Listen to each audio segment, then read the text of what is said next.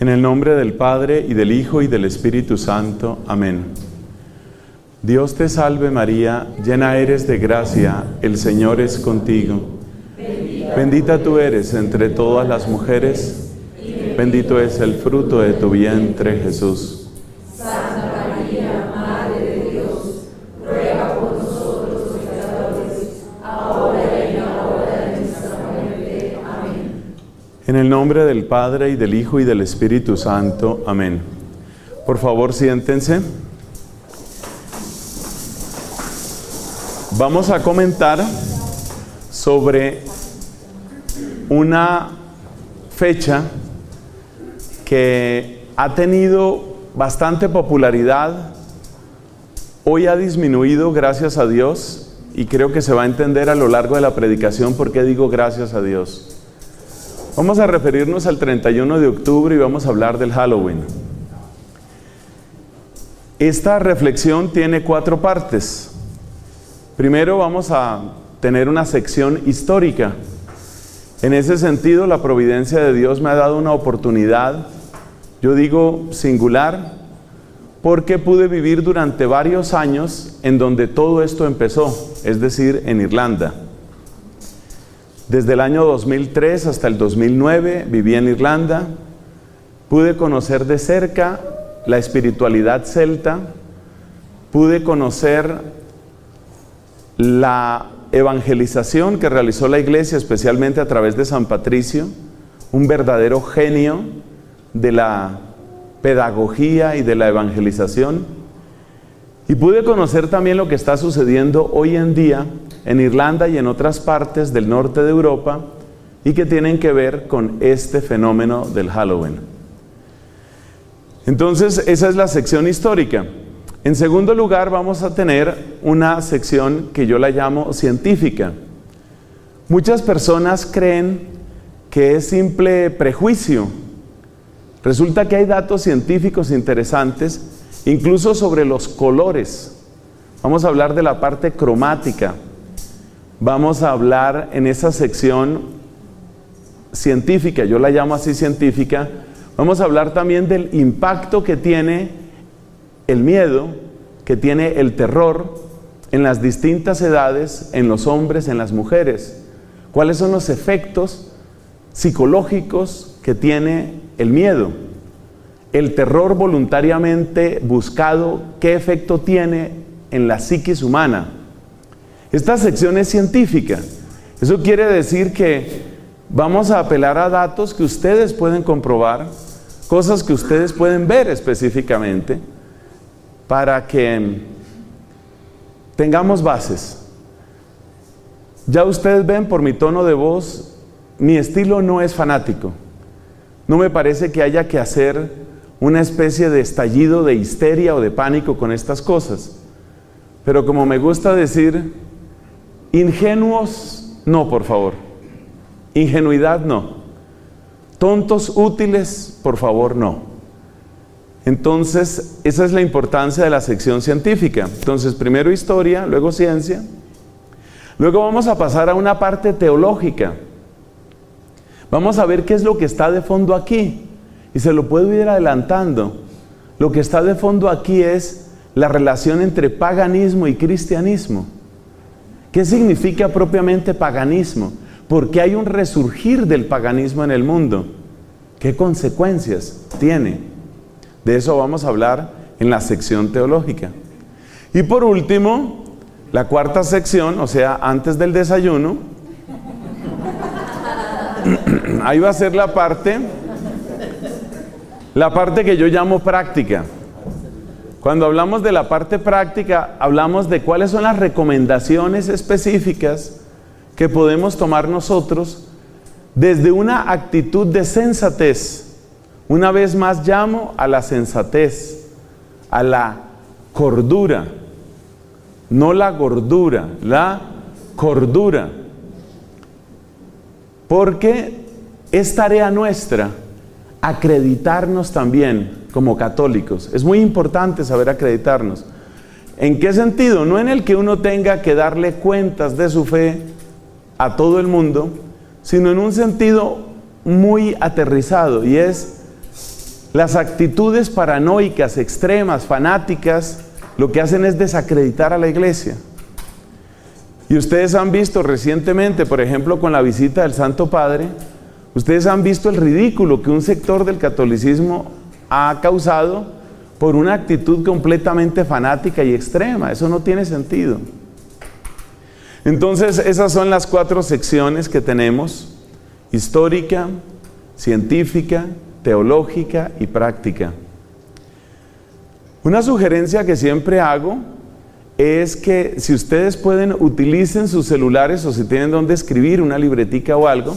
Por supuesto, los celulares en silencio. ¿Por qué? Porque usted puede tener una pregunta interesante, usted puede tener una palabra que le llama la atención. Y después de la predicación como tal, vamos a tener una oración de liberación, como nos ha recomendado Javier. Dios te bendiga, Javier, a ti y a tu familia. Vamos a tener una oración de liberación, porque este también es un tema de liberación, como lo vamos a ver en la parte teológica. Y después de la oración, si tenemos el tiempo y la disposición, habrá unos minutos para algún comentario, alguna pregunta que ustedes quieran hacer. Entonces es bueno que nos sintamos en esa confianza, que nos sintamos en esa cercanía. El grupo, bendito sea Dios, es numeroso, pero así, numerosos y todo, podemos ser familia. Y qué hermoso sentirnos en familia. Hermanos en Cristo, peregrinos de una misma fe. Entonces, introducción general a este tema.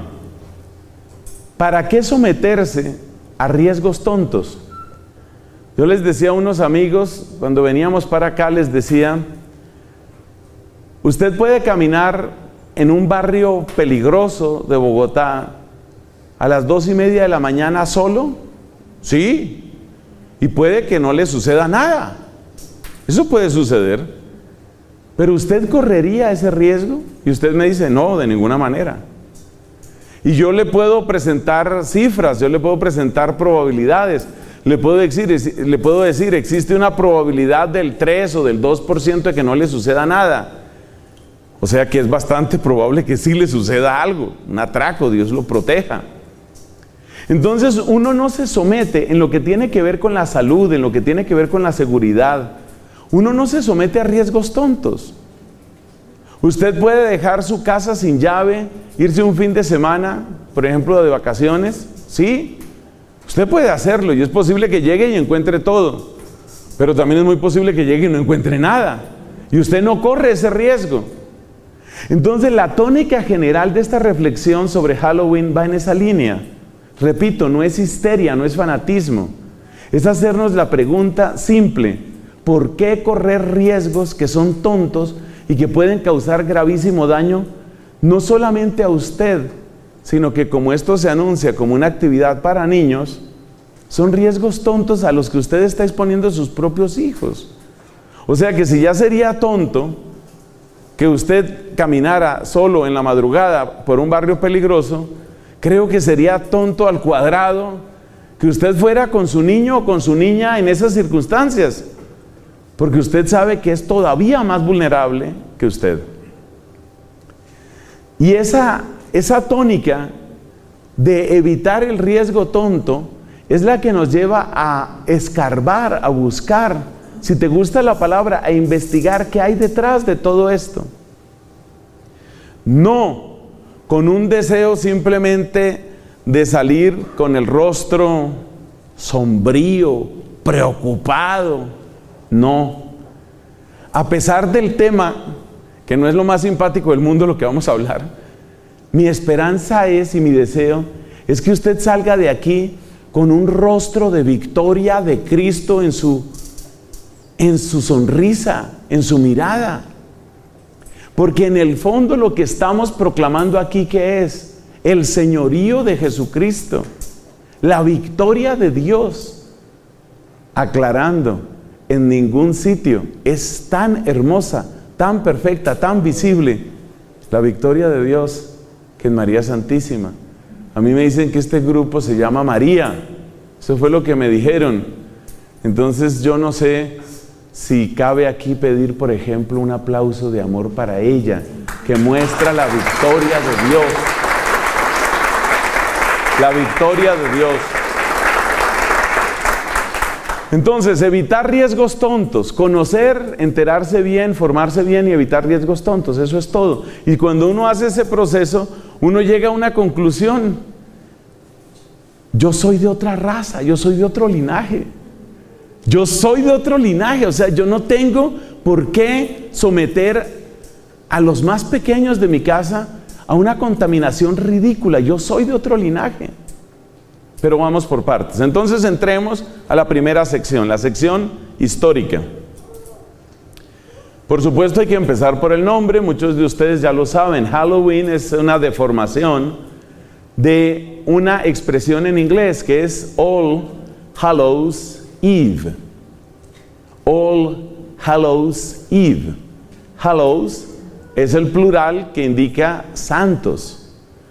Por ejemplo, en Dublín, uno de los seminarios más activos durante décadas, el gran seminario misionero de los irlandeses, es el seminario de All Hallows, el seminario de todos los santos. Eve significa la vigilia, la víspera. Entonces, All Hallows Eve significa la víspera de todos los santos, porque efectivamente, para nosotros, el 31 de octubre, como católicos, realmente lo que es la víspera de un día muy bello, el día de todos los santos. Como decía por allá un predicador, el día de todos nosotros, ¿no? El día de todos los santos. Estamos en la víspera del día de todos los santos, de ahí viene el nombre. Pero las celebraciones, ¿de dónde vienen las celebraciones? Las celebraciones tienen un origen propiamente en el paganismo. A ver, ubiquémonos en el hemisferio norte, y esto está bastante al norte, toda esta zona de Irlanda, de Reino Unido, etc. Ubiquémonos en esa zona y pensemos en lo que es el ritmo de las cosechas. ¿Qué sucede? 31 de octubre, usted se da cuenta que es prácticamente la oportunidad de recoger la última cosecha. Noviembre ya suele ser un tiempo demasiado frío y ya es tiempo en el que usted ya no va a recoger más. De manera que el día en el que usted como agricultor hace el balance de lo que le dio el año es más o menos a finales de octubre. Entonces, en los orígenes remotos de esta festividad, por eso estamos hablando de sección histórica, la sección histórica estamos hablando, el origen está en las celebraciones propias de la cosecha, la gran cosecha o mediana cosecha que hubo ese año. Y a partir de ese tiempo, lo que tú recogiste para tus ganados, y lo que tú recogiste para tu consumo es con lo que tienes que sobrevivir. Estamos hablando de siglos y siglos atrás, miles de años atrás.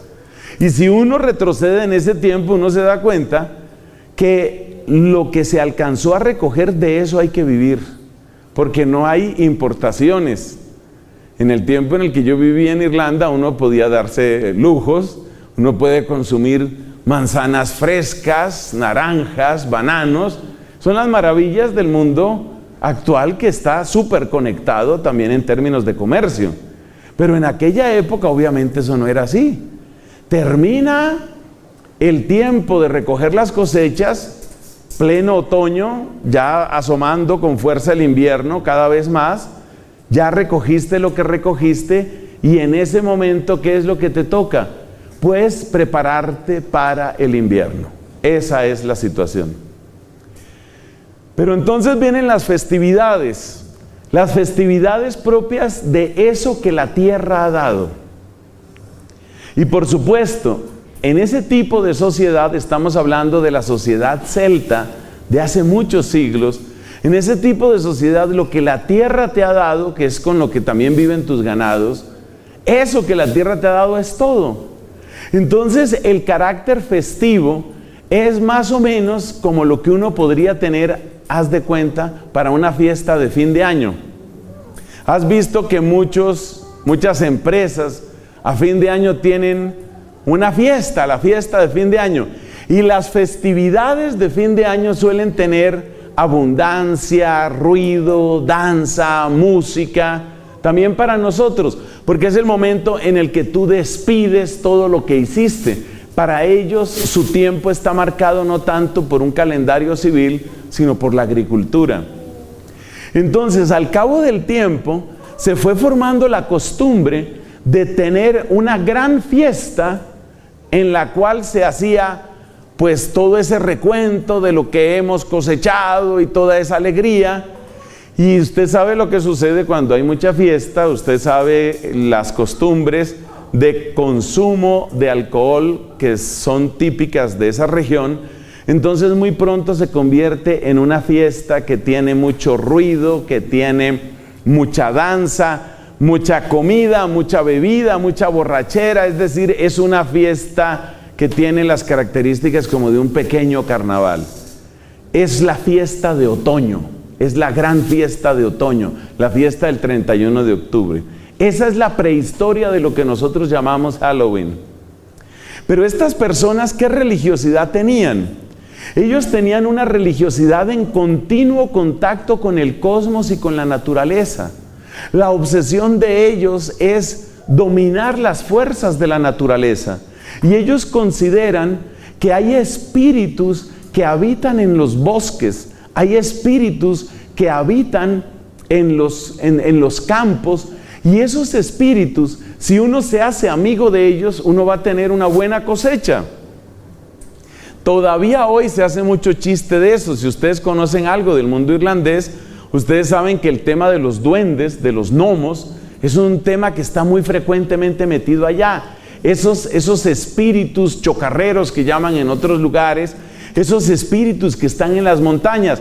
Y entonces para ellos, en su mentalidad pagana, la existencia de esos espíritus del bosque y del campo era algo que daban por descontado. ¿Y qué es lo que uno tiene que hacer entonces? Uno tiene que ¿volverse qué? Amigo de esos espíritus.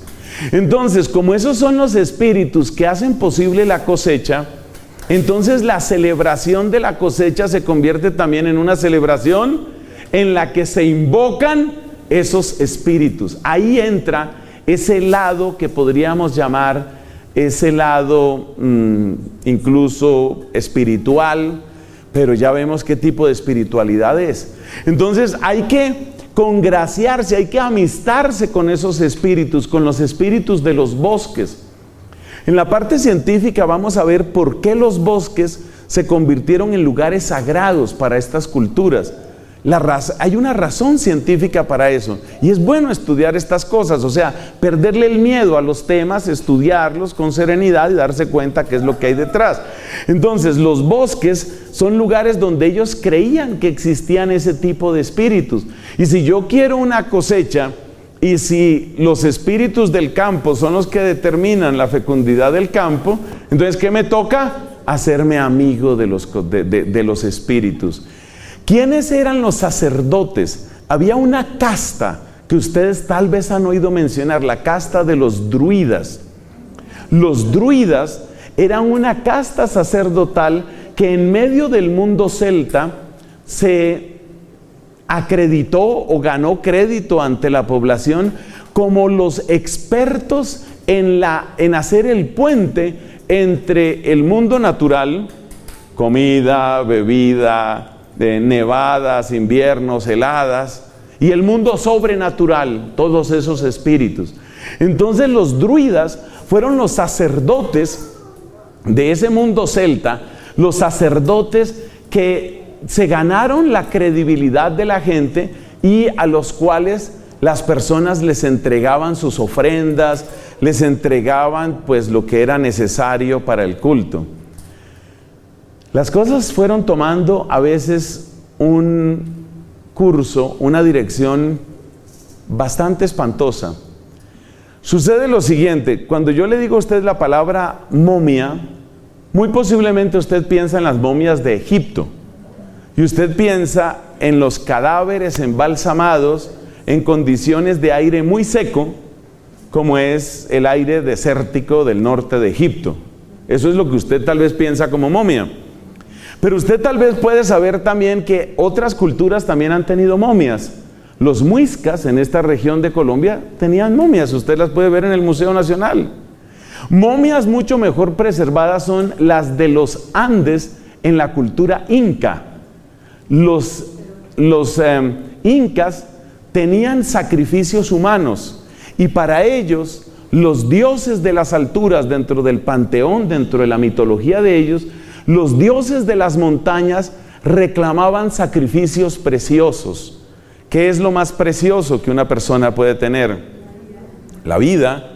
Entonces, para un papá, para una mamá, es incluso más doloroso sacrificar a un hijo que matarse a sí mismo. Entonces, pues resulta que esta gente en territorio inca mataban a los hijos, mataban a las hijas y las dejaban como ofrenda a los dioses. El clima seco y frío, muy, muy frío, de las alturas de los Andes ha preservado a muchas de esas momias entre los incas. ¿Por qué les cuento esto? Porque resulta que eso nos muestra que hay momias o hay cadáveres que se preservan en condiciones distintas. Desde el calor de Egipto hasta el frío de las montañas de los Andes, fíjate que se pueden conservar cadáveres. Resulta que en tierras de Irlanda se han encontrado cadáveres muy bien preservados. Lo más interesante, bueno, interesante desde el punto de vista de la investigación, pero es absolutamente espantoso lo que voy a decir, es que estos cadáveres muestran que fueron sacrificados. Es decir, fueron seres humanos que fueron sacrificados. ¿Cómo se conservaron? El clima de Irlanda no es seco como el de Egipto, no es tan frío como el de los Andes. Resulta que un modo de preservación de los cadáveres es en la tierra mojada, tierra húmeda, si esta tierra carece radicalmente de oxígeno.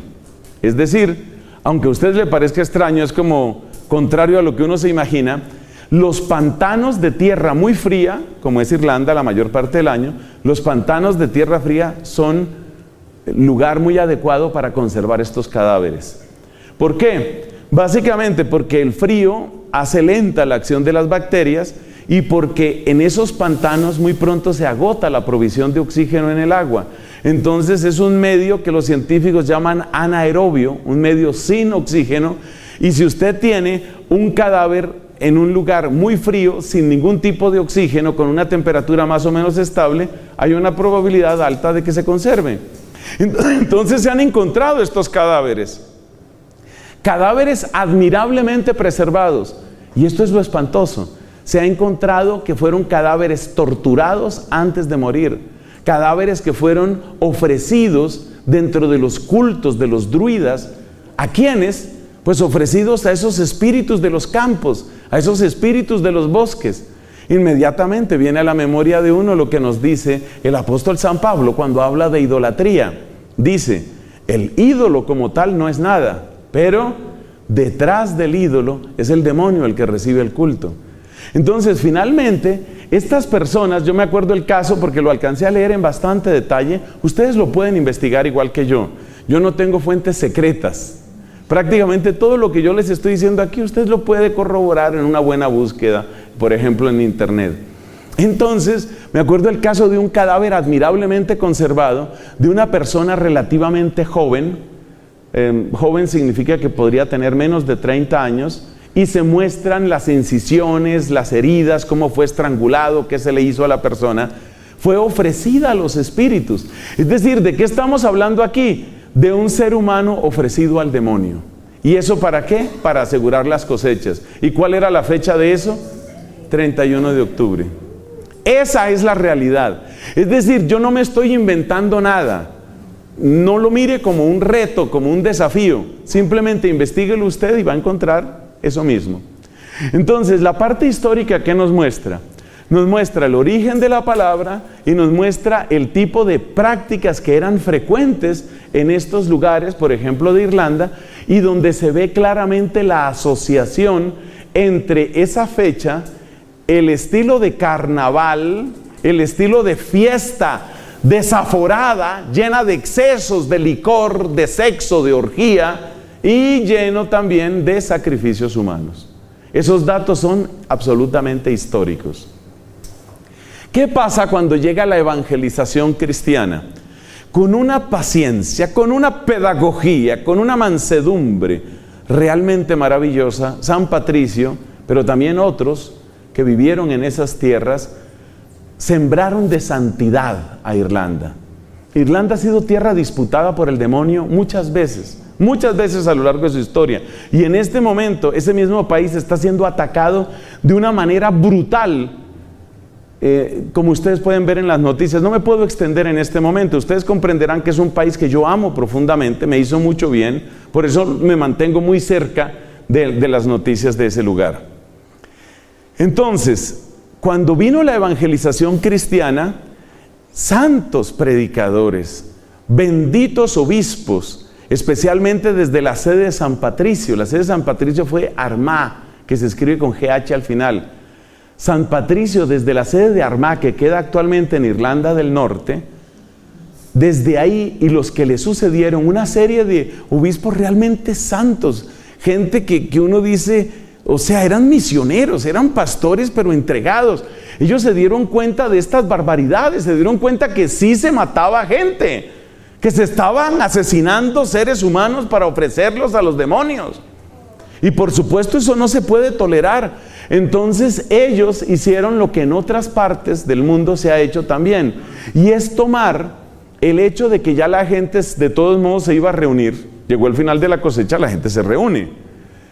Entonces tomar ese hecho de que la gente se reúne y darle un significado nuevo.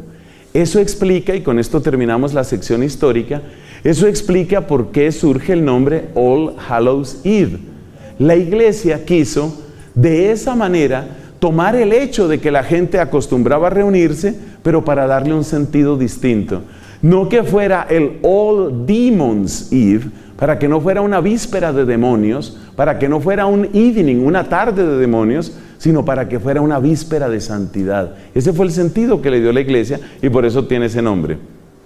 Bueno, dejemos entonces el mundo celta, dejemos la parte histórica, ya sabemos de dónde viene esto, ya sabemos que hay datos comprobados, ya sabemos el tipo de momias, hay distintos tipos de momias.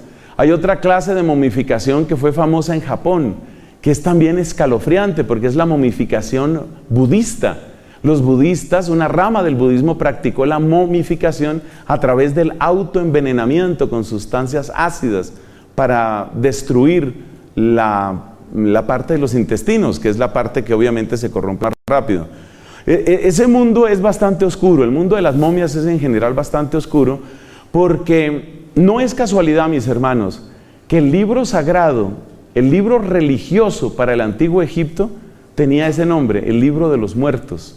Eso no es casualidad, ni es casualidad que una tierra tan amada por Dios y por la Virgen como es México, esté en este momento en disputa por parte del demonio, porque quiere a través de una cosa que se llama el culto a la Santa Muerte, quiere destruir a México.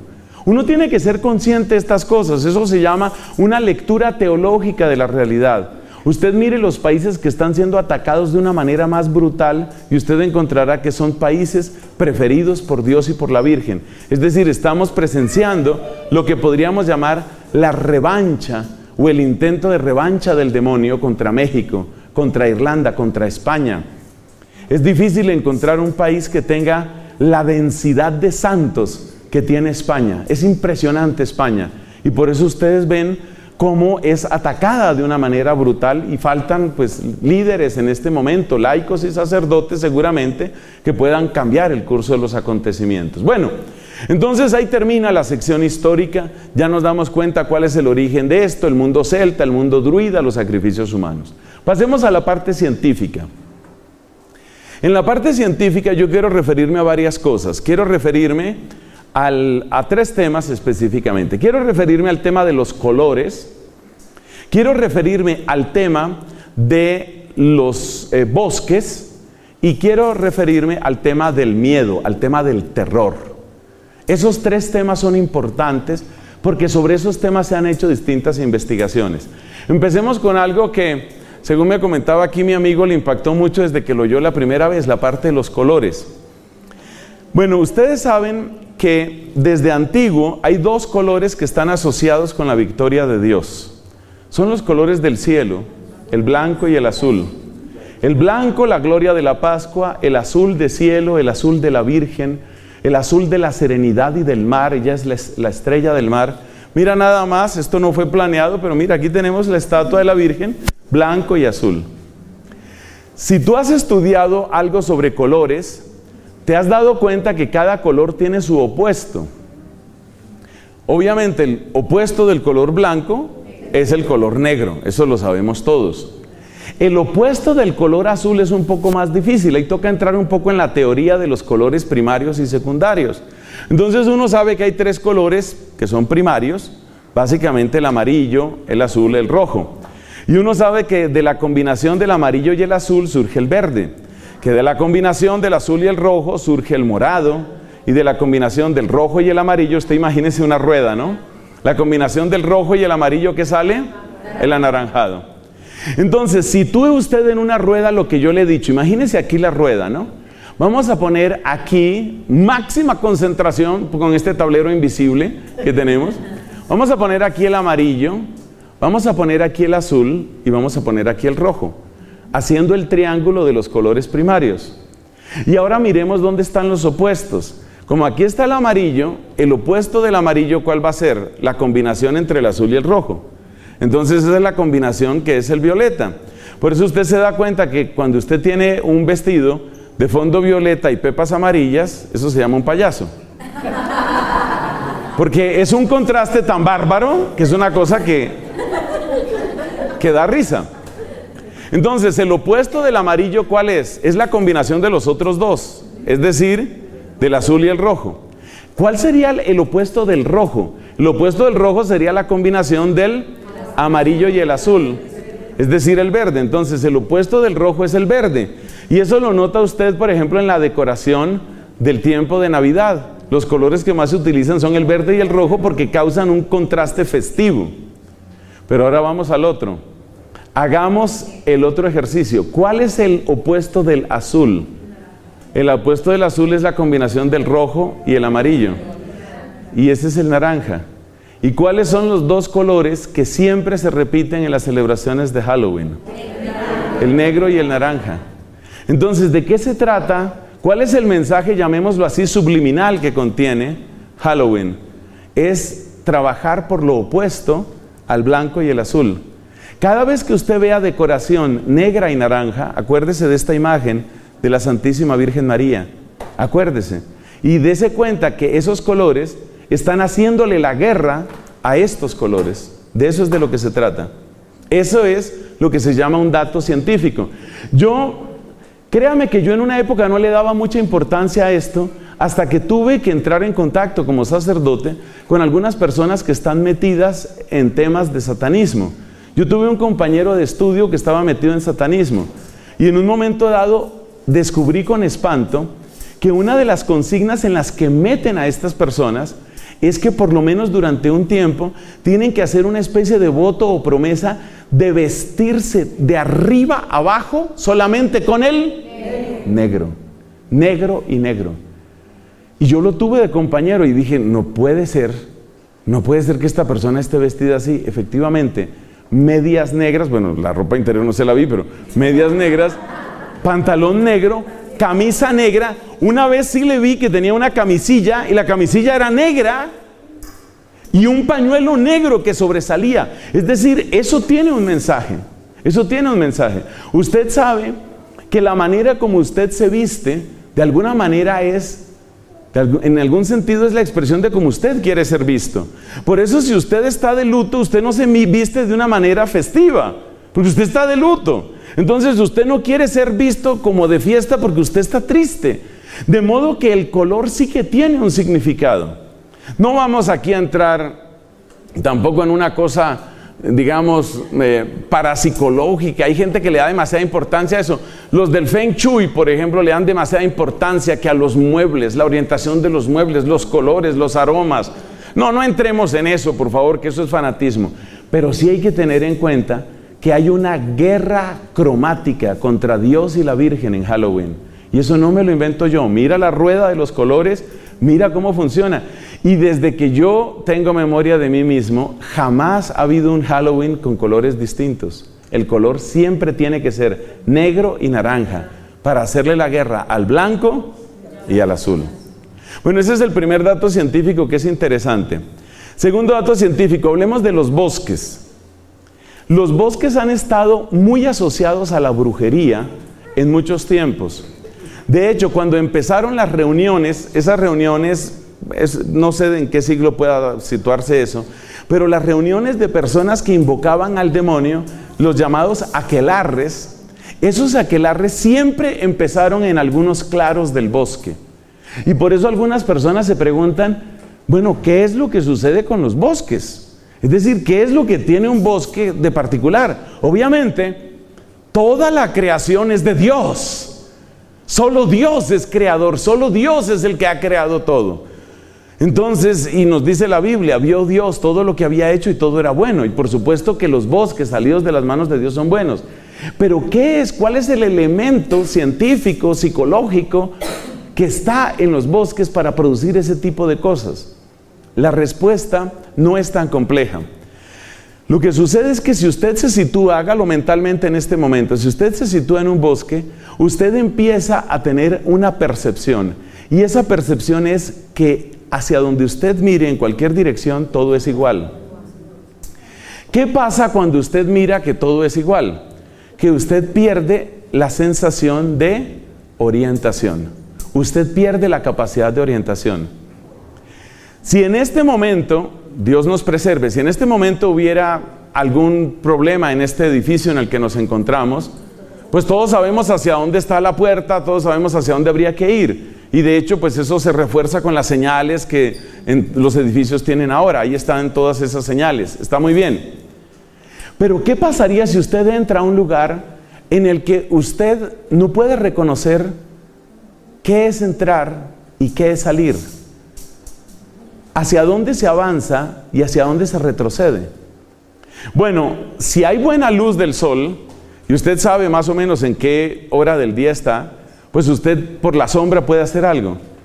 Pero si es bosque y es de noche, su sensación de orientación se pierde completamente. Y esa sensación de pérdida de orientación produce una especie de suspensión de juicio, una especie de desorientación, pues ese es el nombre, ¿no? Una especie de desorientación que hace que usted sea incapaz de sacar conclusiones. Cuando usted se siente incapaz de sacar conclusiones, usted se vuelve particularmente frágil a las señales.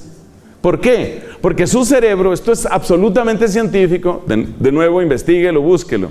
Cuando una persona está en situación de peligro, de desorientación, agudiza los sentidos. Entonces, cualquier cosa que a usted le suene en el bosque, ¿qué fue eso? Sus sentidos se agudizan, su sentido de orientación se pierde y usted empieza a confundir lo que usted percibe con lo que usted imagina, lo que usted percibe con lo que usted recuerda, lo que usted percibe con lo que usted desea.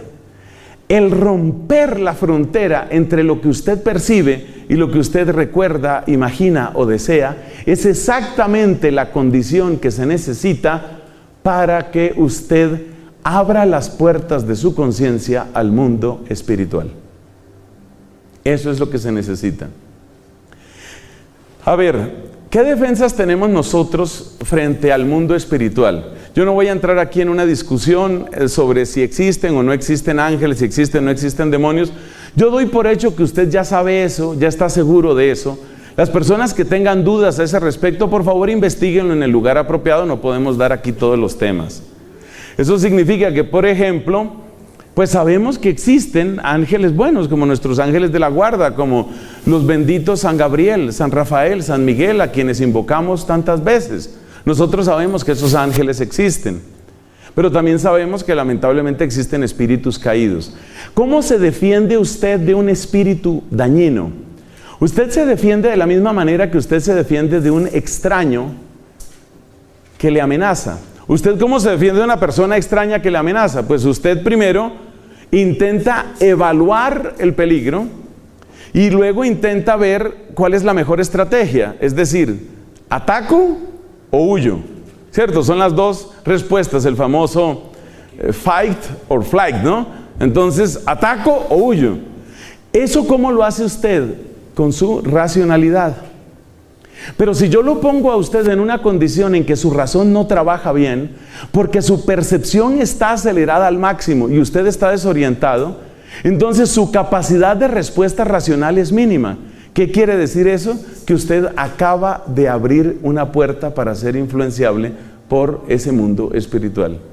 ¿Cuál es la segunda línea de defensa? Mucho más fuerte y mucho más importante.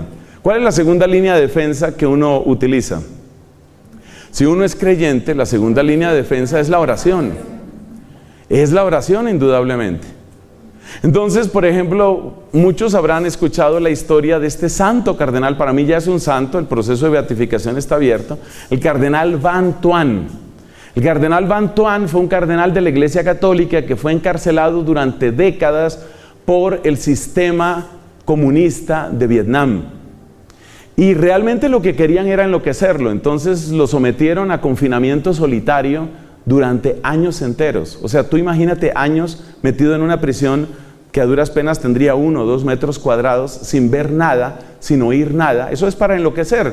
O sea, ¿cuál es el efecto? El efecto es destruir tu capacidad racional. ¿Por qué este hombre no perdió la racionalidad? ¿Y por qué este hombre no perdió la fe? Por la fuerza de la oración. Porque era un hombre de oración. Bueno, muchos estaban orando por él, pero él mismo es un santo hombre de oración. Ya murió.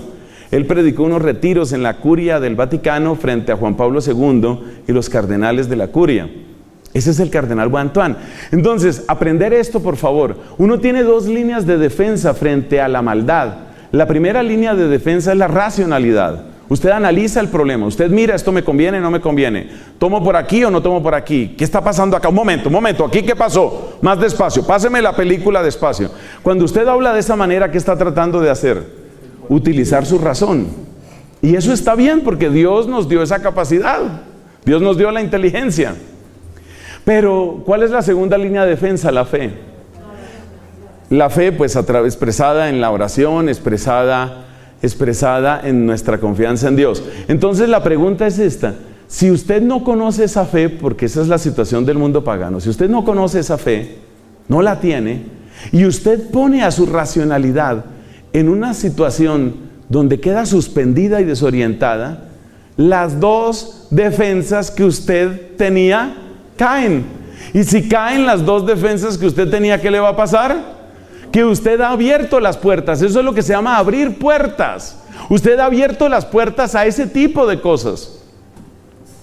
Le voy a dar ejemplos contemporáneos para que usted vea. Si usted conoce algo sobre la nueva era, usted se dará cuenta inmediatamente que la mayor parte de las prácticas de la nueva era tienen la misma estructura. Es decir, bloquear su capacidad racional produciendo una desorientación, induciendo una desorientación y confundir su fe. La nueva era utiliza exactamente las mismas estrategias de los druidas, las mismas estrategias de los bosques. Esto es tan científico como ir usted a un bosque y tratar de orientarse.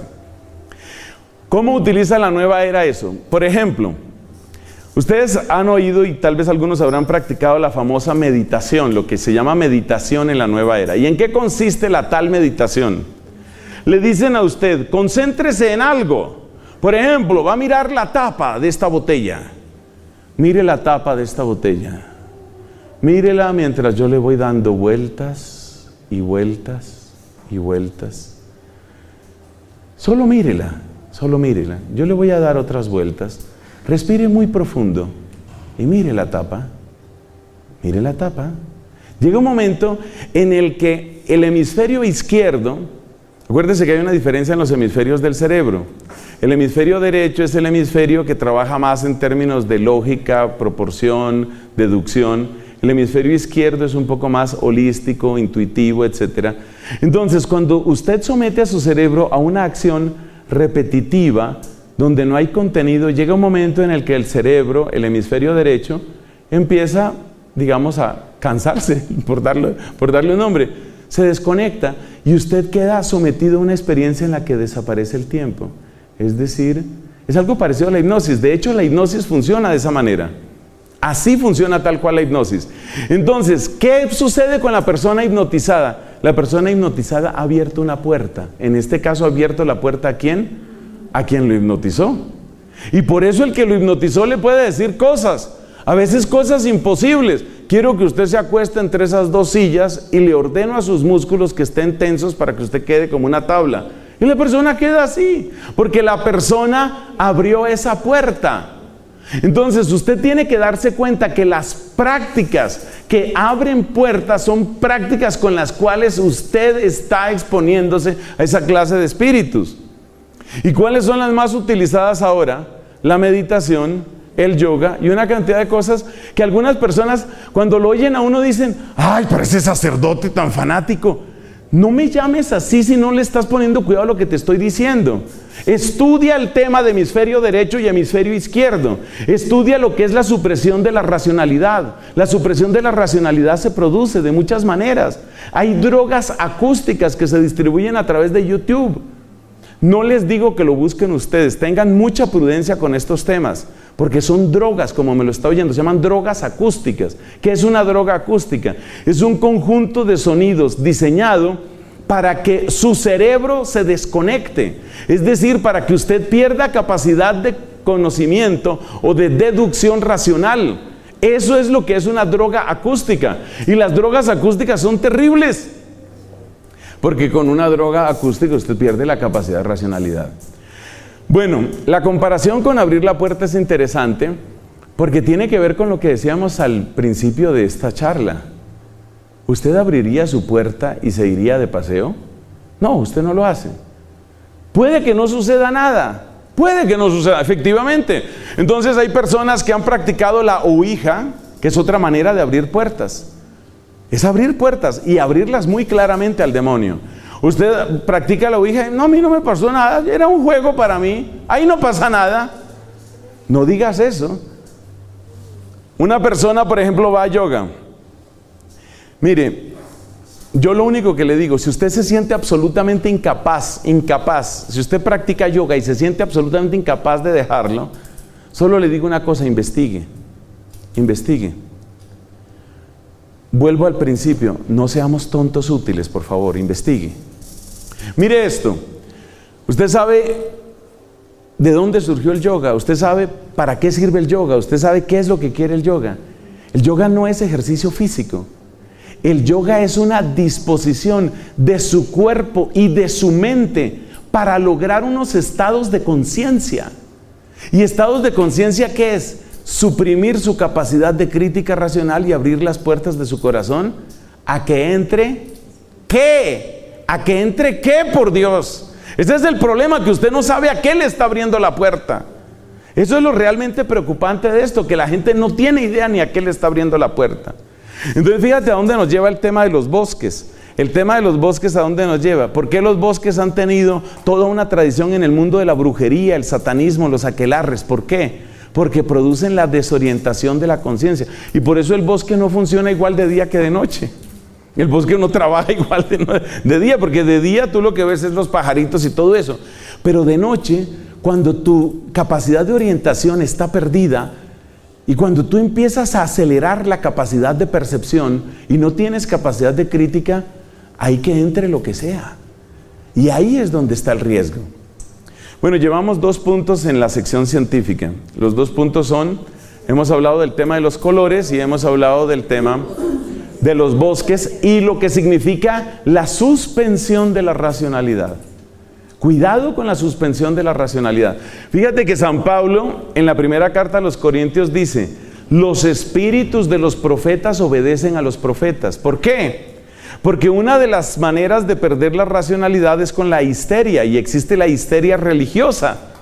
Entonces, ¿qué pasaba en la comunidad de Corinto? Pasaba que algunas veces esta gente eran carismáticos, pero súper, pero mega, pero hiper, pero uber carismáticos.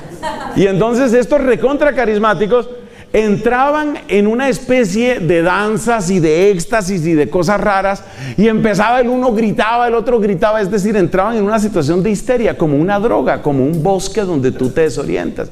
Y en medio de una de esas celebraciones, alguien empezó a gritar: maldito sea Jesucristo. Y entonces dijo San Pablo, no, nadie puede decir Jesús es el Señor sino guiado por el Espíritu Santo, y nadie puede negar el señorío de Cristo si no es con el espíritu del mal.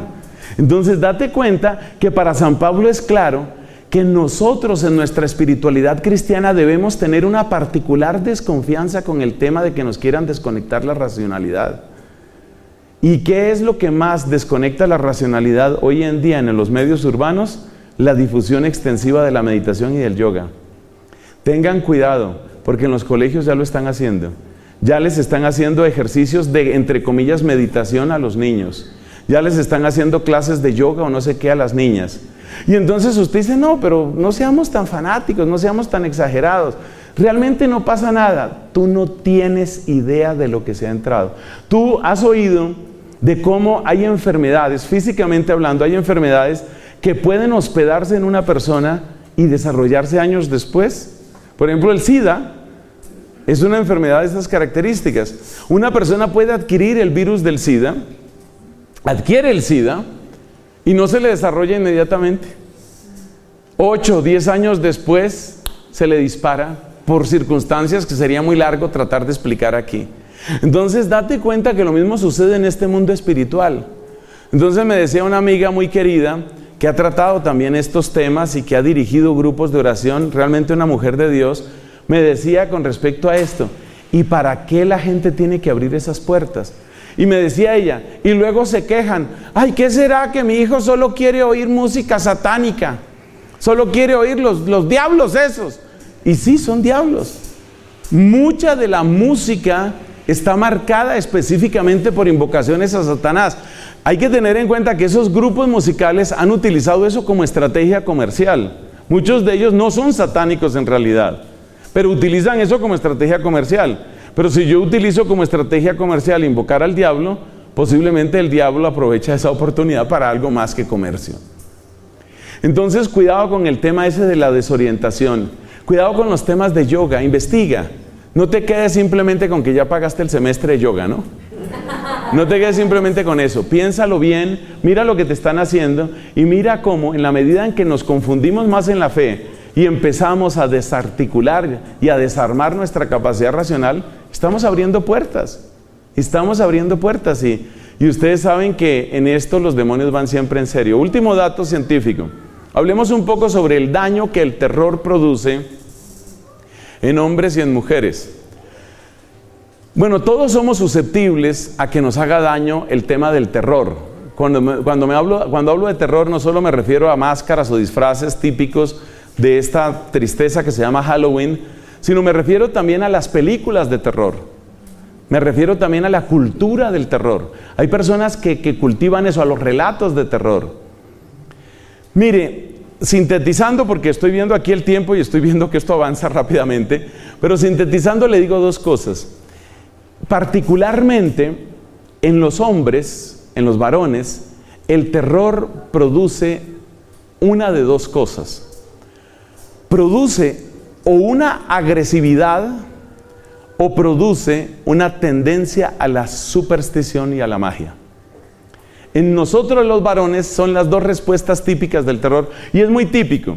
A ver, recuerden ustedes que hombres y mujeres tenemos esta hormona que se llama testosterona, pero en nosotros los varones esa hormona circula por nuestro cuerpo en una cantidad muchísimo mayor que en el caso de las mujeres.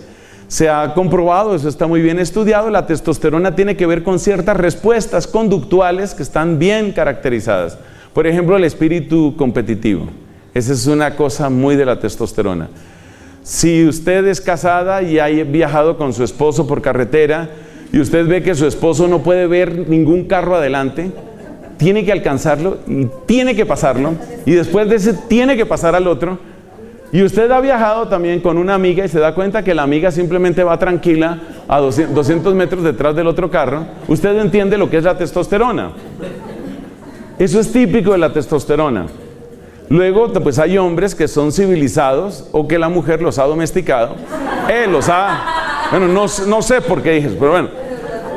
Hay hombres a los que la mujer los ha educado, está más bonito. Entonces ya dejan ese espíritu ridículo. Entonces el hombre desarrolla ese tipo de agresividad. Por eso también el hombre, cuando encuentra un problema, su actitud en primer lugar es déjeme solo con el problema, déjeme. Entonces van el esposo y la esposa por allá en una ciudad, se perdieron. Sugiere la esposa, preguntémosle. No, espere, déjeme, yo sé, si yo he venido aquí, yo sé por dónde es. Esa afirmación agresiva del yo es muy propia de la respuesta masculina.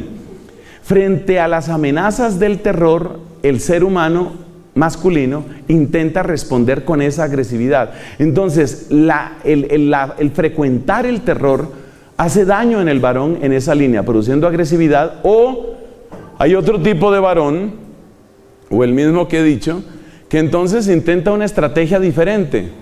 La estrategia diferente es utilizar su racionalidad y decir, espere, yo negocio. Aquí yo, ¿qué puedo hacer? ¿Qué puedo hacer yo en este caso? ¿Y qué es negociar cuando se trata de este mundo espiritual? Superstición. ¿Qué es la magia? Es superstición, es negociar. ¿La magia qué es? Yo pago y ya tengo dinero. ¿Cómo es? Salud, dinero y amor. Se lo saben, ¿no? Salud, dinero y amor. Entonces, uno se da cuenta que la respuesta típica masculina frente al terror, por nuestra propia constitución biológica, está marcada en eso. Eso quiere decir que las prácticas de terror tienen ese efecto: fomentar la agresividad y fomentar la superstición. Bueno, si usted es una persona relativamente mayor, pues usted seguramente no va a caer en eso. O sea, un adulto ya mayor, así como este hombre. O sea, una persona ya de una edad muy, muy avanzada realmente.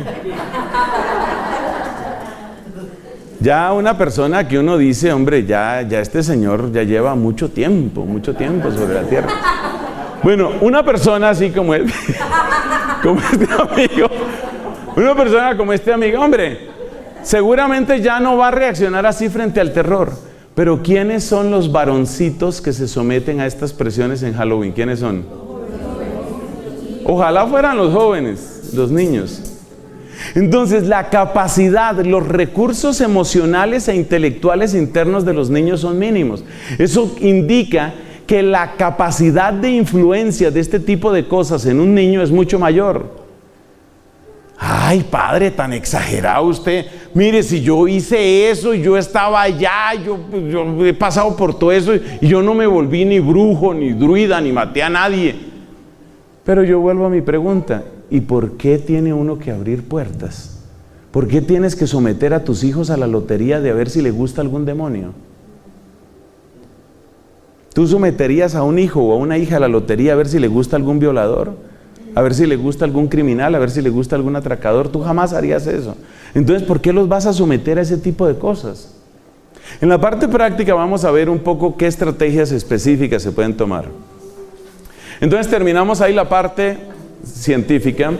Hemos mencionado el tema, ¿qué fue lo que mencionamos? Los colores, el tema de la desorientación y la racionalidad, y el tema de los miedos.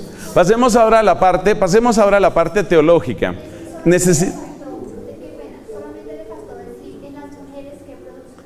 Sí, tienes razón. Gracias por la interrupción.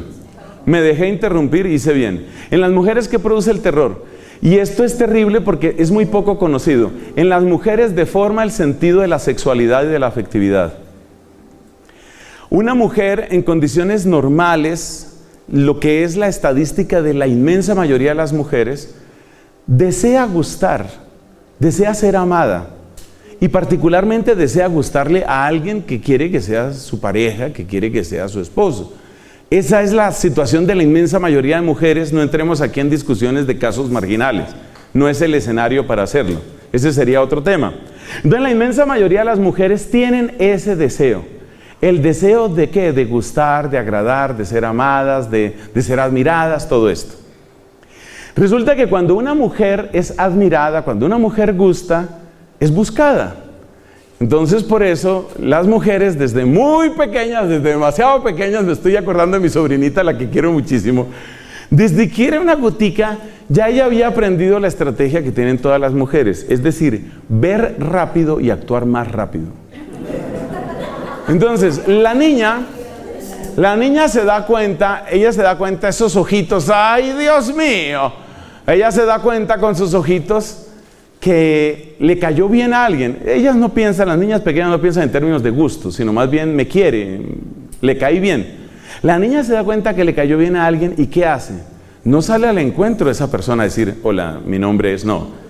La niña ¿qué hace? Se esconde, se pone así detrás de una columna, es decir, se hace buscar. Luego esa adolescente, cuando llega a ser la adolescente, si un adolescente llega a una fiesta con tarjetas, se dice, mira, ahí te dejo mi celular, aquí está mi celular, este es mi número celular, aquí tienes mi WhatsApp, aquí tienes... La gente miraría a esa mujer y diría, ¿esta qué le pasa? ¿O para qué trabaja? ¿O qué negocio tiene? ¿O qué perturbación? No, ¿qué tiene que hacer ella? Ella tiene que hacerse un poquito la difícil.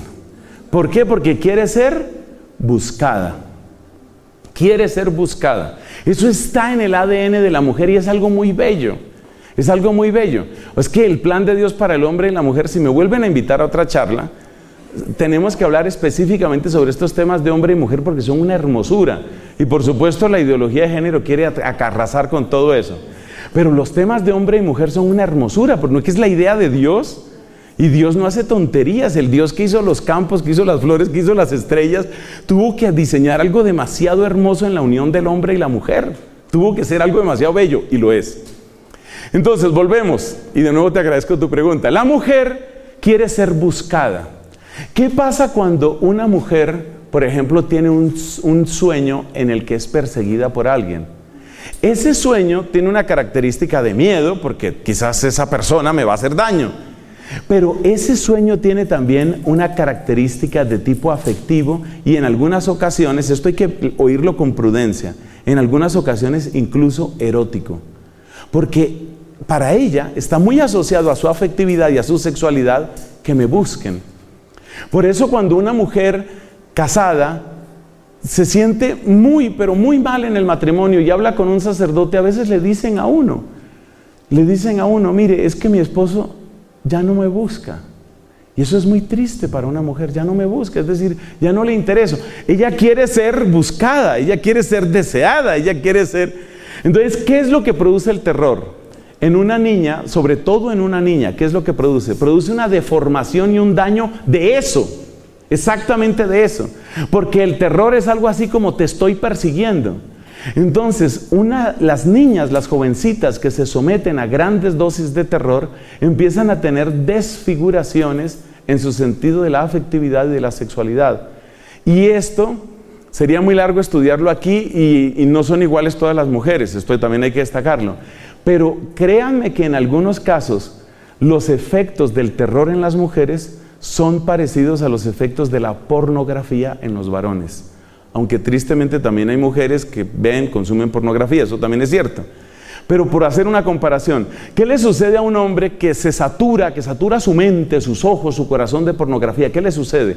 Ese hombre se vuelve difícil de saciar y se vuelve, digamos, un obstáculo para sí mismo en su respuesta sexual. Sobre esto hay estudios hechos por ateos, por científicos que no tienen nada que ver con la iglesia. O sea, aquí yo no estoy hablando, digamos, como sacerdote, estoy hablando de lo que la ciencia enseña sobre este tema. Busquen ustedes, por favor, efectos de la pornografía en los varones y un efecto dramático es incapacidad de respuesta sexual, es una impotencia inducida. ¿Por qué? Porque la persona ha puesto tanto su sexualidad y su afectividad en términos de un deseo fantasioso, imposible, que aunque tenga una esposa amorosa, cariñosa, bella, esa mujer no logra despertar en él todo lo que le despierta la fantasía de la que está repleto él. Eso que produce la pornografía en los varones, eso producen las películas de terror en las niñas. Entonces hay que tener mucho cuidado, porque los papás seguramente se sentirían incómodos y tal vez horrorizados, o yo no sé, una palabra fuerte, si encuentran a la hija consumiendo pornografía. pero tal vez no toman la misma reacción si ven a la hija viendo una película de terror. No permitan eso. No permitan eso. El terror no es bueno para las niñas porque deforma su capacidad afectiva e incluso llega a producir fenómenos parecidos a los de la pornografía en los varones, es decir, una incapacidad de respuesta sexual. Y en casos específicos ha habido que tratar a los varones sobresaturados de pornografía y ha habido que tratar a las mujeres sobresaturadas de terror porque son incapaces de sentir verdadero deseo. Efectivamente, aunque el esposo es feo, tampoco es un monstruo. Entonces, ahí cerramos ya el tema científico. ¿Qué hemos hablado? Los colores. Hemos hablado de la desorientación racional típica de los bosques y cómo eso se produce en otros lugares de nuestra sociedad. Y hemos hablado del miedo y el efecto en los varones, y se me iba olvidando el efecto en las mujeres. Pasemos a la parte teológica. Vamos a ser un poco breves en esto, dadas las condiciones de tiempo. ¿Qué es lo que está de fondo aquí? Lo que está de fondo aquí es el paganismo. El paganismo. Y la victoria de Cristo sobre el paganismo. Eso es lo que está de fondo aquí. ¿Y el paganismo qué es? Le voy a dar una definición que le va a servir. El paganismo es el intento desesperado de colmar el anhelo del infinito del ser humano en la finitud de la creación. No he podido encontrar, en los años de vida que Dios me ha concedido, no he podido encontrar una mejor definición de lo que es el paganismo. Se la repito. Paganismo es el intento desesperado de colmar la infinita sed del hombre en la finitud de la creación. Entonces, el paganismo, partamos de la parte central de esto, la sed de infinito que hay en el ser humano. Por estos días me tiene meditando mucho una frase de un gran filósofo y matemático francés, un hombre muy piadoso llamado Blaise Pascal. Efectivamente, el del triángulo de Pascal, el mismo que da una medida en física sobre la presión, me parece que es. Bueno, entonces, Blaise Pascal. Este Pascal tiene esta frase que yo quisiera que usted la atesorara como yo lo hago. En el corazón humano hay un hueco que tiene la forma de Dios. San Agustín lo dijo de otra manera, y la frase de San Agustín es más conocida. Está en el libro primero de sus Confesiones. Nos hiciste, Señor, para ti, y nuestro corazón está inquieto hasta que descanse en ti. O sea, el ser humano está hecho para Dios. Nosotros fuimos hechos para el infinito de Dios. Pero cuando uno no conoce a Dios, cuando uno ha sido engañado sobre el Dios verdadero, cuando uno está confundido con una multitud de dioses, cuando uno se volvió escéptico por un trauma bárbaro en la vida, cuando uno llegó al ateísmo porque le convenía o porque no le convenía que existiera Dios, de lo cual habla también San Agustín, cuando uno está en una de esas condiciones, entonces el infinito mío, el infinito de mi vacío, no logra encontrarse con el infinito de Dios. Entonces yo busco ese infinito. ¿En dónde lo busco? En el mundo. Entonces lo busco en la creación, incluyendo seres espirituales. Entonces alguien buscará ese infinito en los excesos del vicio, otro buscará ese infinito en la absoluta racionalidad. Es el caso del filósofo ateo. Otro buscará ese infinito en la comunión con distintos espíritus, como buscaban los druidas. ¿Qué es el paganismo entonces? Es el intento, yo lo llamo intento desesperado. ¿Por qué es desesperado? Porque finalmente termina llevando ¿a qué? Termina llevando a la muerte de seres humanos. Otra frase que le quiero dar para quienes están tomando apuntes, 3 personas en este momento, bendito sea Dios. Le voy a dar esta otra frase. La gran diferencia entre los dioses falsos, que son los del paganismo, y el Dios verdadero, es que los dioses falsos se alimentan de ti, el Dios verdadero te alimenta. La gran diferencia entre los dioses falsos y el Dios verdadero es que los dioses falsos se alimentan de ti, el Dios verdadero te alimenta. Por eso no hay nada, nada, nada más sublime, más bello, más grande que la Santísima Eucaristía. Porque es ahí donde experimentamos al Dios verdadero. Dice Santo Tomás, ahí se conoce, ahí se prueba la dulzura en su propia fuente. La divina Eucaristía, la Santísima Eucaristía. Entonces, ¿el paganismo qué es? Es un intento desesperado. ¿Desesperado por qué? Porque no tiene salida, no tiene meta, no tiene futuro, no tiene posibilidad de éxito. Ninguna posibilidad de éxito. Es como encerrarse en una prisión, cerrarla uno completamente, tapar todas las ventanas y todo, y luego gritar, soy libre, soy libre, soy libre. Sería una mezcla de tristeza, de dolor y de ira lo que tú sentirías frente al destino de esa pobre persona. Ese es el paganismo. Entonces, ¿qué pasa? Que como nos damos cuenta por la historia y por la ciencia, que son las dos secciones que hemos tenido, hermanos míos, es evidente que el paganismo es un intento desesperado. Eso no tiene ningún futuro. ¿Pero qué es? Es tratar de conjurar los espíritus, es tratar de invocar la naturaleza, es tratar de llegar a estados de conciencia, es tratar de llegar a sensaciones, o llegar a percepciones, o llegar a estados anímicos o estados mentales que me alivien la necesidad de infinito. Que me alivien la necesidad de infinito. El que se droga busca eso. Quiere aliviar su necesidad de infinito. Y así para los demás vicios y para este tipo de prácticas. Entonces dejemos por ahí esa sección sobre paganismo y cristianismo y pasemos a la parte práctica con la cual concluimos esta reflexión. Sugerencias. Entonces vamos a dar 4 sugerencias prácticas. 4 sugerencias prácticas. La primera, yo tomo el título de esa serie de televisión que hace muchos años tiene un sacerdote al que yo admiro mucho, el padre Pedro Núñez, el que sale por EWTN. Usted conoce el título del programa de él, Conozca primero su fe católica. Pedro Núñez, si no lo conocen, conózcanlo. Es un sacerdote, Dios lo preserve, lleva años en un servicio entregado, generoso, bello de evangelización. En cierto sentido ha sido un maestro para muchos de nosotros, padre Pedro Núñez. Pero bueno, el consejo no es simplemente vaya al padre Pedro Núñez. El consejo es, conozca primero su fe católica. Mire, cuando yo me encuentro una persona que me dice, ¿pero qué hay de malo? ¿Pero qué hay de malo? Yo pienso, o sea, como yo he tratado pero tantos años con parejas, con familias, muchas cosas yo las veo desde la lente de la pareja. Y salen cosas muy bonitas. Entonces, mire, le voy a hacer una comparación con la realidad de la pareja y la frasecita esa de ¿qué hay de malo? ¿Qué hay de malo? Imaginémonos una mujer casada que le dijera al esposo, ¿tú te pones bravo conmigo si yo llamo al vecino? Pues no, si tienes que llamar por algo, pues lo llamas, no pasa nada. Ah, bueno. ¿Te pones bravo si yo lo llamo por la mañana y por la tarde? Pues no sé por qué tendrías que llamarlo por la mañana y por la tarde, pues tus razones tendrás. ¿Te parece bien si lo llamo antes de dormirme?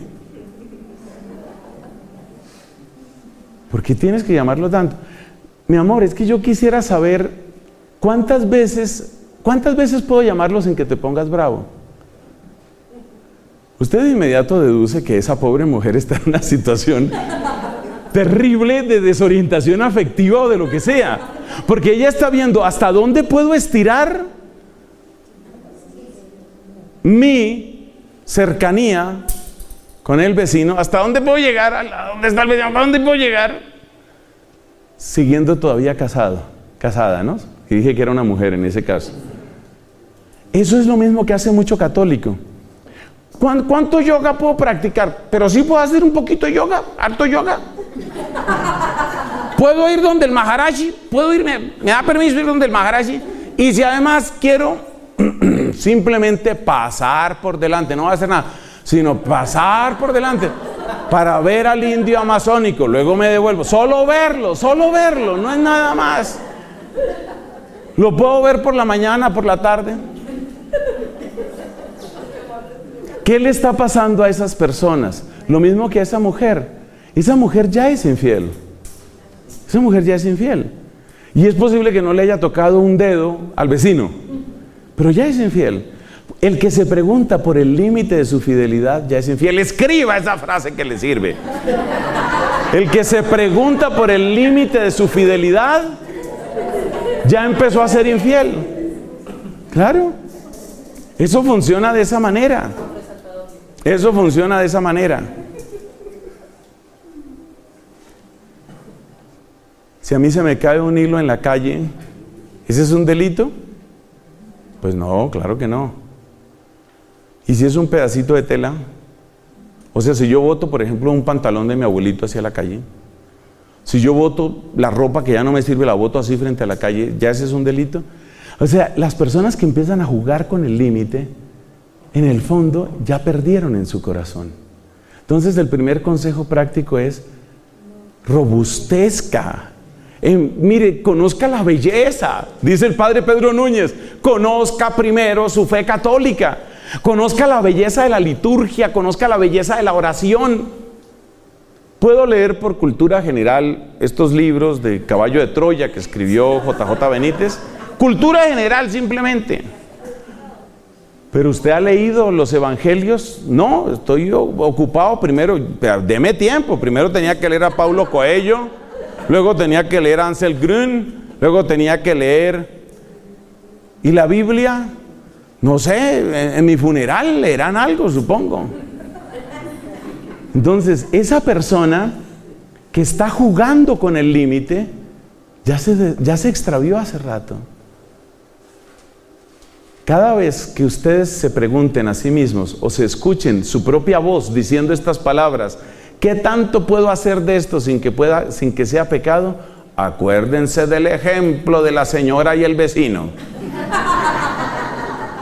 Bueno, entonces primero, conozca, valore, ame su fe católica. Ahí descubrirá que usted no necesita tanta basura. Entonces es la primera recomendación. Segunda recomendación: yo le quiero invitar, honestamente le quiero invitar, evite completamente las celebraciones de Halloween. Completamente. Realmente ese es mi consejo. Evite completamente. Evítelo completamente usted, y evítelo completamente su familia, y evítelo completamente en la decoración de su casa, y evítelo completamente en sus niños. ¿Por qué esa recomendación? Bueno, pero ¿y si yo pongo, por ejemplo, una calabaza azul para que no sea naranja?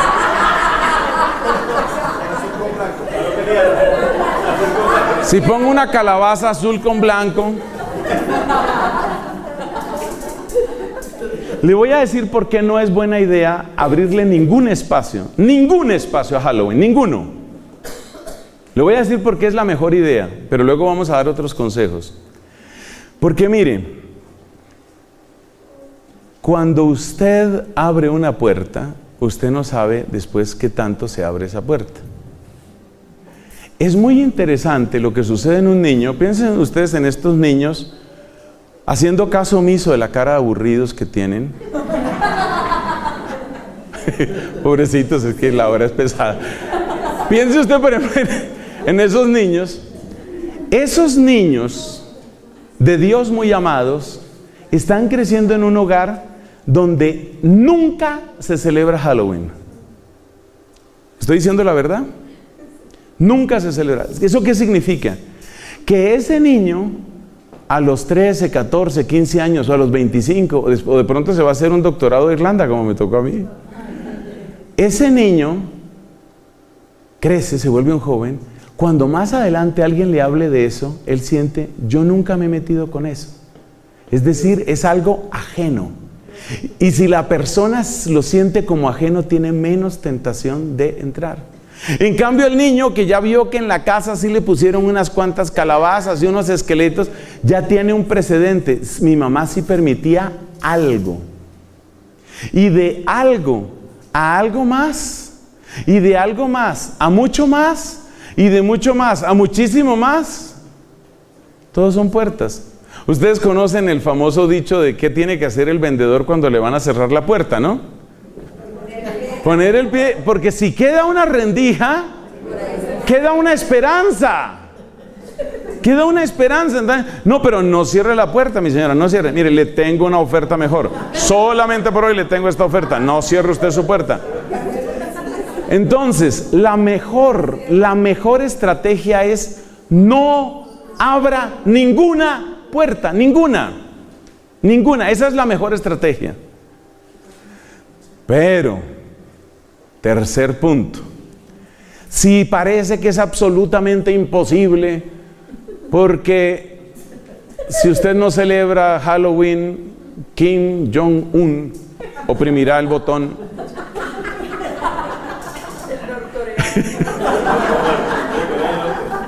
Si usted siente que realmente no hay otra manera, porque eso va a ser un conflicto de familia, va a ser una cosa terrible, va a ser algo espantoso, entonces viene el tercer consejo.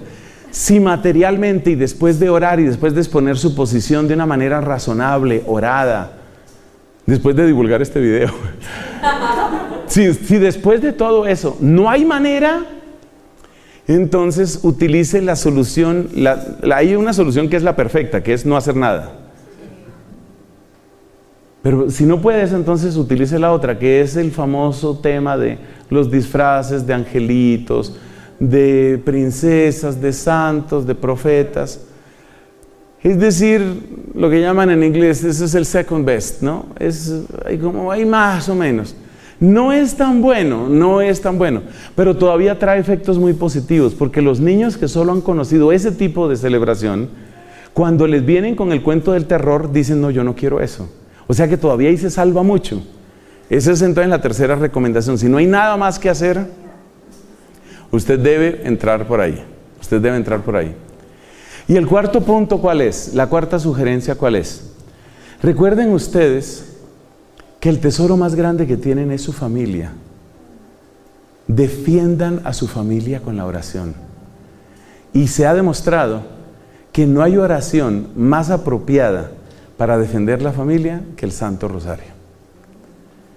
Santo Rosario, por lo menos una vez a la semana. Acostumbren a sus hijos a que hay rosario, a que hay oración, a que de vez en cuando se lee la Biblia.